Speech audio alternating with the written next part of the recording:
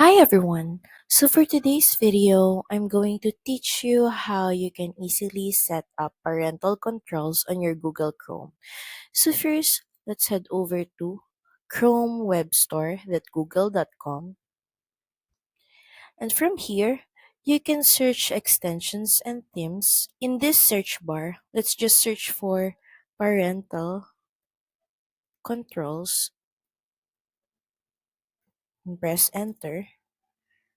And from here, you can see a bunch of extensions. So I'm going to choose this one. Then you just have to click Add to Chrome, then Add Extension. Then once done downloading, you should be able to see the Parental Controls extension already added to your Chrome. So that's pretty much it.